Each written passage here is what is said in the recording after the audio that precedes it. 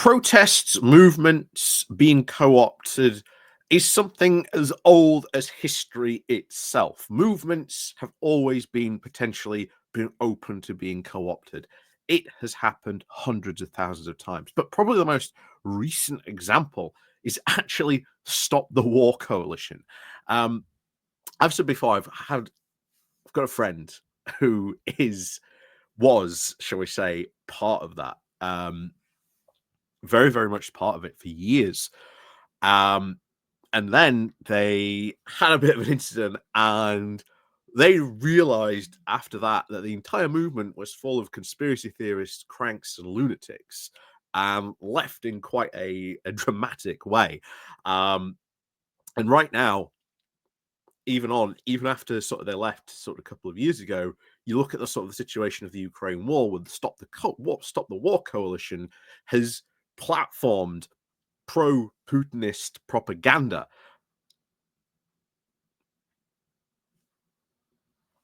Again, these movements can be co-opted quite easily and quite worryingly by different groups, by different movements.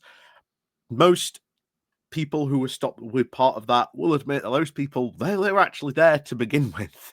They were there. They were always there. The thing was that back in Stop the War Coalition's heyday, there were at least enough people to at least disguise these people, to at least corral them, to at least, keep them on message. Maybe you shouldn't be having that placard. Here's a more appropriate one for this protest.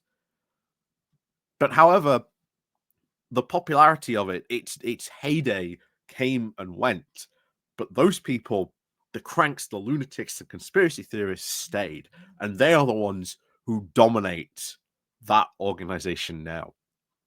And now I think it is worth looking at what is also potentially could be happening to the farmer protests, because this is something we should also be very, very aware of.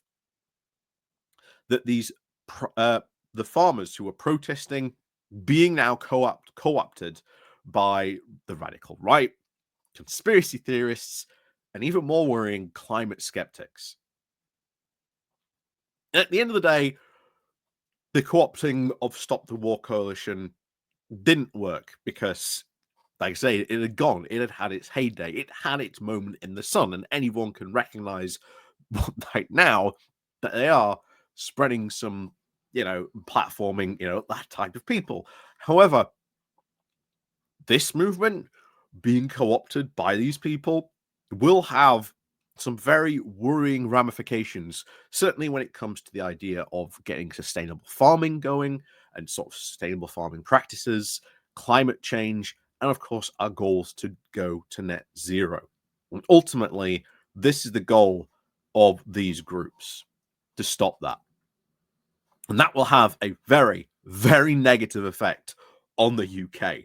That is for certain. So we're just quickly going to go and have a look at a study done by someone at the London Economic, see what they've got to say about this, because this is, I think, should be worrying these people who are part of this protest, who should be openly calling out these people who are promoting this and are saying nonsense in this name when they are cosplaying as farmers. But in reality, the conspiracy theorists and climate skeptics, and of course, radical right wingers. So before we go into this, please do remember to click the like, share, and subscribe button. And of course, down below, there are links to my Patreon page, the motivation link called Buy Me Coffee, where you can buy me coffee, the YouTube thank you button, and of course, as always, there is the Pony Club down below. So let's crack on then into this. So protesting farmers are having now to fight off the radical right, conspiracy theorists, and climate skeptics. So thousands of farmers, of course, travelled to London on November the 19th to protest against the new government's first budget and, of course, the imposition of a new inheritance tax rules. Nearly, of course, a month later, on the 12th of December, there was another protest, this time with more tractors, fewer celebrities, and, of course, only a tiny fraction of media coverage.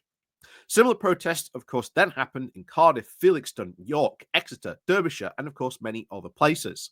And across Europe, radical right-wing populists are also targeting rural areas and farmer protesters just like these. While researching these farmer protests in Wales earlier this year, I found similar attempts to co-opt the movement. These attempts were largely rejected by farmers who instead adopted a by farmers for farmers narrative. But in the longer term, we cannot take it for granted that the UK's protests will avoid being ultimately co-opted by the radical right, conspiracy theorists, and climate change skeptics. If such groups in the UK can tap into farmer dissatisfaction, it could jeopardize plans for the country to reach net zero carbon emissions and, of course, broader moves towards sustainable farming. Agriculture is, of course, a key to the UK's transition to net zero. However, the high possibility of high job losses and Wales' sustainable farming scheme would mean, of course, fewer livestock and, of course, an associated 11% cut in human labour. It is at odds, of course, with the concept of a just transition.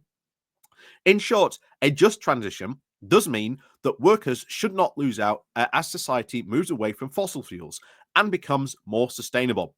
It should not be achieved, but then this is not how it should be achieved. And then, of course, various other groups will now seek to exploit that situation for their own gain. Beyond the radical right, there have been attempts by groups such as No Farmers, No Food to capitalize on these protests to now cast doubt around net zero transition. No Farmers, No Food was founded by James Melville, a PR consultant turned anti-lockdown and anti-net zero campaigner. Gee, you always see this, by the way. You always see this. I want to point this out, that very often these types of people who come into the co-opting movement, if you ever want to sort of suss them out, find out what campaigns they were involved in before. And very quickly, yeah, you will start to see, oh, is this someone we should be really having? Maybe coming to events, speaking at events. There is, of course, minor movements of showing that this was now a gaining, of course, traction with farmers. For instance, one farmer protest in March was organized in conjunction with the anti-20-mile-an-hour speed limit group, where these anti-net zero sentiments and disinformation now abounds. So this is the other problem that you also see as well, where another movement will get together with another movement, but then that other movement isn't exactly the best. And then, of course, it gets co-opted, it gets corrupted like that. But on the whole, Welsh farmers have largely rejected any non-farmer alliances. Instead, they have now focused on highlighting the huge fiscal pressure that they currently face. So changes, of course, introduced by the new Labour government will mean that many farmers can no longer be exempt from inheritance tax. This has been seen as the financial pressures of farmers now being thrust into national media, and a new wave of protests has followed. All of this is happening at a time when farmers and other rural residents already do not trust the government in general, and this government specifically.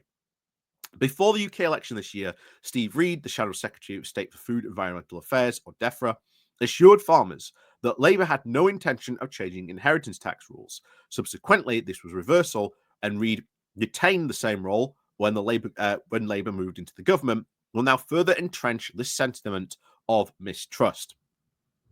TV presenter Jeremy Clarkson is now, of course, a de facto national voice for farming, and he wasted very little time in pivoting to these protests towards right-wing conspiracy theorists. In the lead, in the first big London to protest, he did write in The Sun that he was convinced that Starmer and Reid had sinister plans and that they were just want to, quote, carpet bomb our farmland with new towns for immigrants and net zero wind farms. But before they can do that, they'd have to ethnically cleanse the countryside of farmers. Instantly, you can see the language change. You can see the language change. And this is something that happens when movements get co-opted. Again, go back to Stop the War protest, or Stop the War coalition, where they were all about, we shouldn't be involved in Afghanistan, we shouldn't be involved in Iraq, to all of a sudden, well, actually, Putin has a point. Now, that is a bit of a jump on what happened, and there is a lot of stuff that happened in between how they got to that. But it's worth pointing out that this type of language, when you can see it, shifts people's opinions. That shifts people over. Maybe then people, as you said, if there already is, as it's said here, already such a distrust, Clarkson saying that when, again, he's a big figure. He's a big farmer.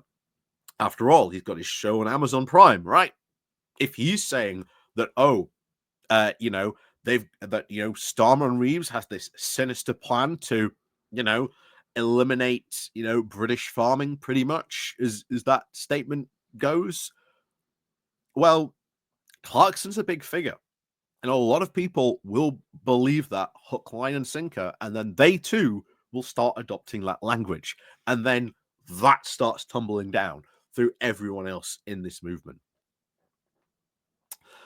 Beyond Clarkson, there are, of course, renewed efforts from other groups at a, quote, non-co-option. The conspiracy group Together Declaration, of which No Farmers, No Food founder Melville is, of course, a member, is now attempting to shift the narrative away from inheritance tax changes to now casting doubt about net zero. Again, there is a sense of farmer resistance to these efforts. Reform leader Nigel Farage was, of course, blocked from speaking at the November protests, and the farmers behind the big London demos are now putting on an event to discuss the changes to inheritance tax, and they are trying to ally with other affected small businesses rather than more political groups.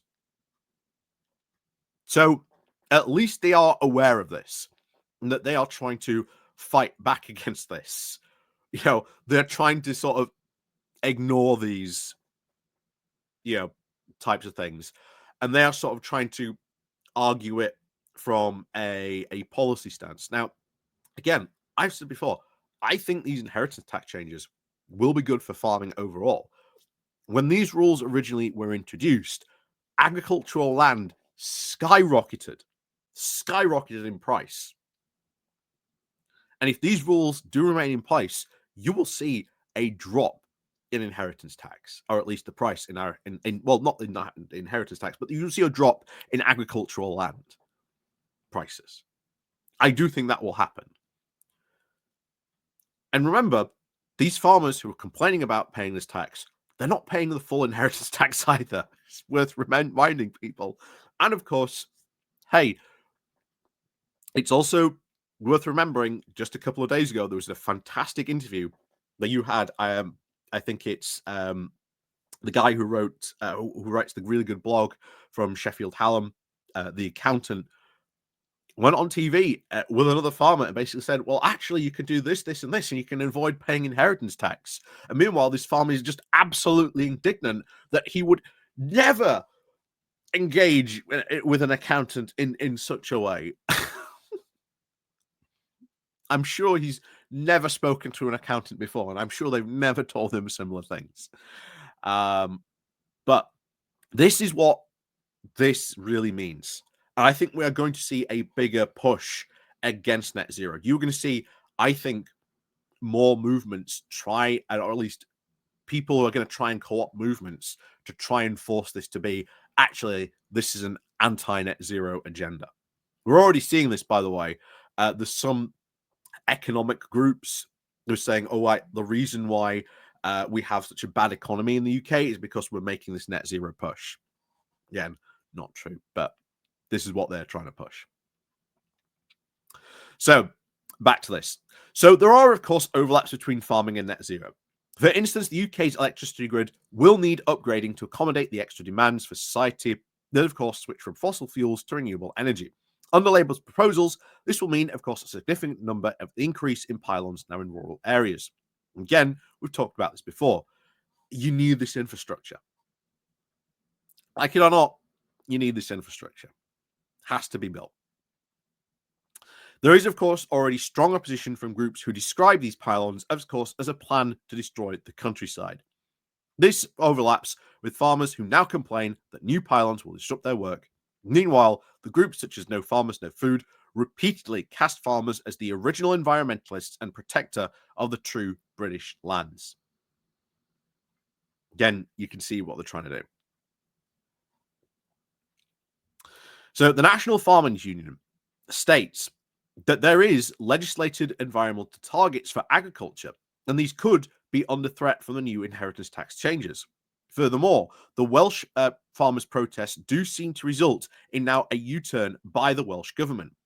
Given these levels of mistrust with rural and farming communities, this will now become a very key area of congestion in the coming years. The UK farmers, for the most part, have kept focused solely on agricultural matters. Europe does show that populist and radical rights are having success in targeting these areas. Only a truly fair deal for farmers will actually stop that threat. So, again, we'll see if that happens, but I think these changes to the agriculture, the inheritance tax is fine. Like you say, it's farmers having to pay. Most of the people who you see complaining about these changes are actually quite wealthy individuals when they are farmers on this. Are the farmers going to be affected? Oh yes, absolutely. But again, go see an accountant. That's all you have to do. Just go see an accountant. It's not difficult. But yeah, movements being co-opted happened hundreds of times. Again, if you want to look at sort of this, look at what happened to Stop the War Coalition. There are a lot of people throughout the years that have spoken to what happened to the co-opting, the indulgence in sort of these conspiracy theories, these complete wackos that sort of joined, and when it sort of started to lose its prominence, it's out of its heyday, sort of like them going into like the 2010s, then that's when those guys sort of really took over, and a lot of stuff happened, especially during that period. So again, go have a look. There's a couple of blogs out there and people that have sort of done stuff about that. So that, yeah. As always, thank you very much for watching, of course. And let me know what you think down below, and we'll see you next time.